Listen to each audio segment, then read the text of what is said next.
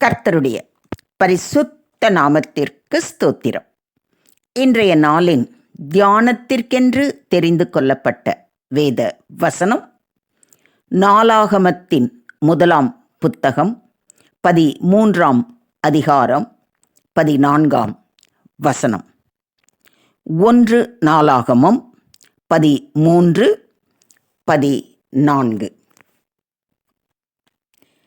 தேவனுடைய பெட்டி ஓபேத் ஏதோமின் வீட்டிலே அவனிடத்தில் 3 மாதம் இருக்கையில் கர்த்தர் ஓபேத் ஏதோமின் வீட்டையும் அவனுக்கு உண்டான எல்லாவற்றையும் ஆசீர்வதித்தார்.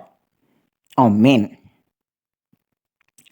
தேவனுடைய பெட்டி ஓபேத் ஏதோமின் வீட்டில் இருந்ததால் கர்த்தர் அவன் வீட்டையும் அவனுக்கு உண்டான எல்லாவற்றையும் ஆசீர்வதித்தார் என்று இன்றைய தியான வசனம் மிக தெளிவாக கூறுகிறது.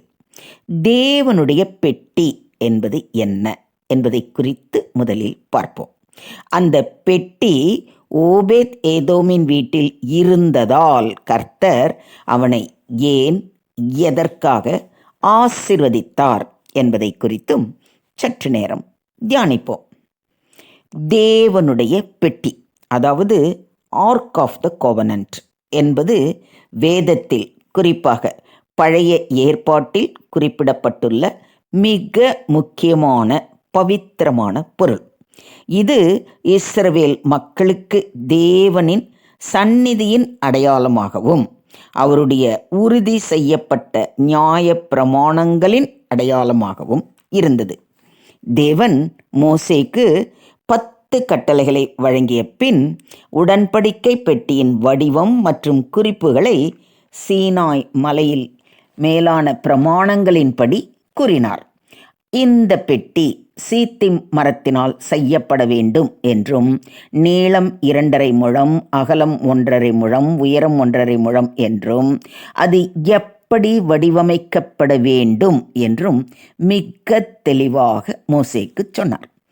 அந்த பெட்டியில் கர்த்தர் தம் கரங்களால் எழுதி தந்த 10 கட்டளைகள் அடங்கிய 2 கற்பலகைகள், துளிர்த்த ஆரோன் கோல், வானத்திலிருந்து போஷிக்கப்பட்ட மன்னா ஒரு சிறு பானை, இவைகளெல்லாம் அதில் வைக்கப்பட்டு இருந்தது.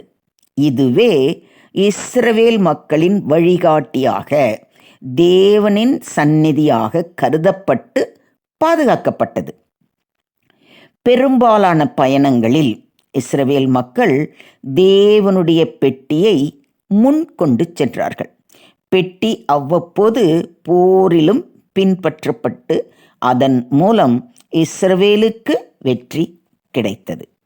கரை புரண்டு ஓடும் யோர்தானை கடக்கும் போது முதலாவது உடன்படிக்கை பெட்டியை சுமந்து சென்ற ஆசாரியர்களின் கால் யோர்தான் நதியில் பட்ட மாத்திரத்தில் யோர்தான் ஒரு குவியலாக நின்றது. அதனால் ஜனங்கள் எந்த ஒரு பிரச்சனையும் இல்லாமல் அந்த யோர்தானை கடந்து சென்றார்கள். எரிகோ கோட்டையை கைப்பற்ற நினைத்து போருக்கு தயாரான போது முதலில் தேவனுடைய பெட்டியை சுமந்து கொண்டு ஆசாரியர்கள், அதன் பின் அனைத்து போர் வீரர்களும் 7 முறை சுற்றி வந்தபோது அலங்கம் இடிந்து விழுந்து எரிகோவை கைப்பற்றினர். இப்படிப்பட்ட அற்புதமான தேவனுடைய பெட்டியை பவித்திரமாக கையாள வேண்டும் என்பதற்கான முக்கியத்துவம், பாவம் அல்லது மரியாதை அற்ற செயல் நடைபெற்றால் அப்பெட்டியின் சக்தி மனிதருக்கு ஆபத்து ஏற்படும் என்பதை உணர்த்தவே ஊசாவின் மரணம் நமக்கு சொல்லப்பட்டுள்ளது. அதாவது பெட்டி எடுத்துக்கிட்டு போகும்போது, பெட்டி மாட்டு வண்டியில் வச்சுருந்தா அந்த மாடு குலுங்கும்போது பெட்டி அப்படி சாயிற மாதிரி இருக்குன்ன உடனே ஊசா என்ன பண்ணுறான், அவசரப்பட்டு பெட்டி மேலே கை வச்சான். அதனால் கோபமுற்ற ஆண்டவர் ஊசாவை அடித்தார், அவன் மரணம் அடைந்தான்னு நம்ம பார்க்குறோம். அப்படி அவன் மரணம் அடைஞ்சதுனால தான் அதுக்கப்புறம் என்ன பண்ணுறதுன்னு தெரியாமல் அந்த இடத்துலையே இருந்த ஏதோமுடைய வீட்டில், ஓபேத் ஏதோமுடைய வீட்டிலேயே இந்த பெட்டி இருக்கட்டும், இதை இப்போ நம்மளால் எருசலேமுக்கு கொண்டு போக பயந்தார்கள். ஆனால் அங்கே இருக்கட்டும் அப்படின்னு சொல்லி வைத்து விட்டார்கள்.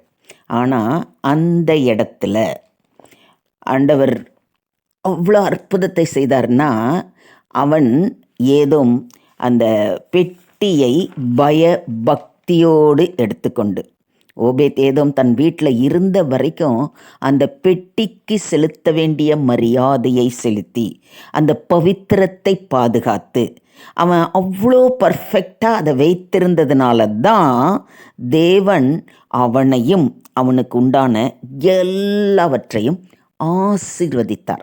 அவர் ஆசீர்வதித்துட்டு சும்மா இடலை, அது எல்லாரும் பார்க்கும்படியாக செய்தார்.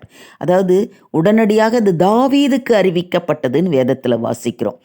அப்பா, நம்ம கொண்டு போய் அந்த பெட்டி அவன் வீட்டில் வச்சோமே, அவன் இப்போ எவ்வளோ இதாக இருக்கான் தெரியுமா, ஆண்டவர் அப்படி அவனை ஆசீர்வதிச்சிருக்கார் அப்படின்னு எல்லாரும் சொல்லக்கூடிய அளவுக்கு தேவனுடைய பெட்டியை எந்த அளவுக்கு பவித்திரமாகவும் மரியாதையுடனும் பயபக்தியுடனும் வைத்திருக்கிறானோ அந்த அளவுக்கு ஆசீர்வாதங்கள் பெருகும் என்பதை இந்த வசனத்தின் மூலம் தேவன் நமக்கு வெளிப்படுத்துகிறார். சரி, இனிமே இதை நம்ம எருசலேமுக்கு எடுத்துன்னு போகலாம் அப்படின்னு சொல்லி வரும்பொழுது தாவீது மகிழ்ச்சியுடன் பாடி ஆடி வந்தார் என்பதை சாமுவேலின் 2ஆம் புத்தகம் 4ஆம் அதிகாரத்தில் வாசிக்கிறோம். அதாவது தேவனுடைய பெட்டி எங்கே இருந்தாலும் அங்கே என்ன இருக்கும்? மகிழ்ச்சி, சந்தோஷம், ஆடல், பாடல், ஆட்டம், பாட்டம்னு எல்லாமே ரொம்ப கலகலப்பாக இருக்கும் அப்படிங்கிறதை நமக்கு இங்கே உணர்த்தப்படுகிறது. தேவனுடைய பெட்டி அவரது பரிசுத்த ஆவியின் சின்னமாக விளங்கியது. இஸ்ரவேலின் இறையாண்மையையும் அவருடைய ஏற்பாட்டின் முக்கிய நம்பிக்கையை உறுதிப்படுத்துதலையும் குறிக்கிறது. அது தேவனின் சந்நிதியிலே அவருடைய மக்களிடம் பரிபூரணமான பரிசுத்தம் மற்றும் அன்பை அளிக்கும் நிலையை குறிக்கிறது. தேவனுடைய பெட்டி தேவனின் கீத சேவையையும் பரிசுத்த சந்நிதியும் நினைப்பூட்டுகிறது. நம் வாழ்வில் தேவனின் ஆவியானவரின் சந்நிதியை பரிபூர்ணமாக ஏற்று நடத்தினால் ஆசீர்வாதங்களும் பாதுகாப்பும் கிடைக்கும் என்பது இன்றைய வசனத்தின் மூலம் நமக்கு உறுதி அளிக்கப்பட்டிருக்கிறது. சரி, இன்றைய தேவனுடைய பெட்டி எது? இப்போ நம்மகிட்ட அப்படி ஒன்றும் பெட்டி இல்லையே அப்படின்னு யோசிக்கிறீங்களா? பழைய ஏற்பாட்டில் தேவனுடைய பெட்டி தேவனுடைய சந்நிதியின் அடையாளமாக இருந்தது. ஆனால் இன்று தேவனுடைய சந்நிதி எங்கு காணப்படுகிறது என்பதை பற்றி புதிய ஏற்பாட்டில் மாறுபட்ட அறிவும் ஆவிக்குரிய வெளிப்பாடும் கொடுக்கப்பட்டுள்ளது. புதிய ஏற்பாட்டில் தேவன் தன்னுடைய மக்களுக்குள் ஆவியாக இருப்பதை நாம் காணலாம். இதற்கு சில முக்கிய காரணங்கள் உண்டு.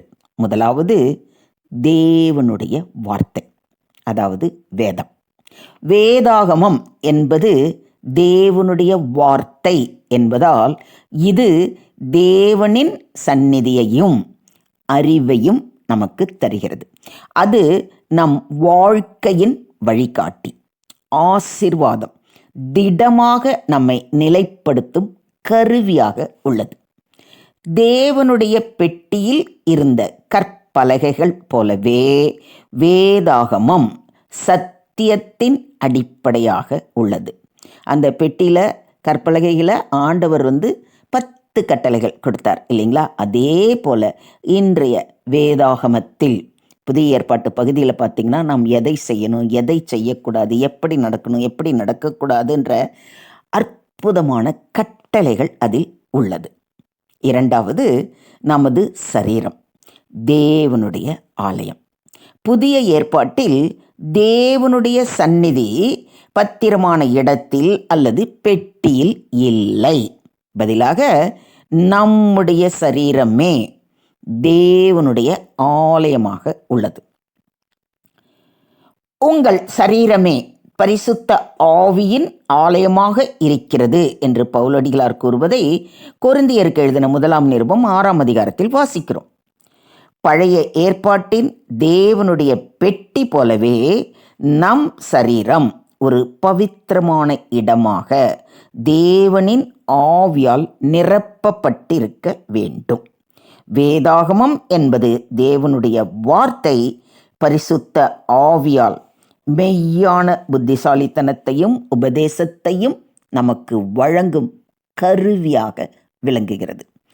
இன்றைய தேவனுடைய பெட்டி வேதாகமத்திலோ ஆலயத்திலோ மட்டுமல்ல, நம் சரீரமும் மனதும் தேவனுடைய சந்நிதி நிறைந்த ஆலயமாக இருக்கின்றன.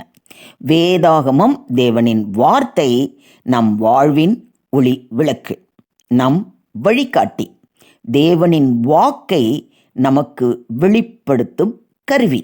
எனவே முதலாவது நம்முடைய சரீரத்தையும் மனதையும் பரிசுத்தப்படுத்தி தேவ வார்த்தையாகிய பரிசுத்த வேதாகமத்தை அனுதினமும் வாசித்து தியானித்து அதன்படி நடந்தோம் என்றால் ஓபேத் ஏதோமின் வீட்டையும் அவனுக்கு உண்டான எல்லாவற்றையும் தேவன் ஆசீர்வதித்தது போலவே நம்மையும் நமக்கு உண்டான எல்லாவற்றையும் ஆசீர்வதிப்பார். இதை விசுவாசிக்கிறீங்களா? எனவே இன்றே உங்களை பரிசுத்த ஆவியின் ஆலயமாகிய உங்களை பரிசுத்தப்படுத்தி பரிசுத்த தேவனின் வார்த்தைகளை அனுதினமும் வாசித்து தியானித்து அதன்படி கீழ்ப்படிந்து நடப்போம். அவரே நம்மை ஆசீர்வதித்து வழி நடத்துவாராக. தேவனுக்கே மகிமை உண்டாவதாக. ஆமேன், ஆமேன், ஆமேன்.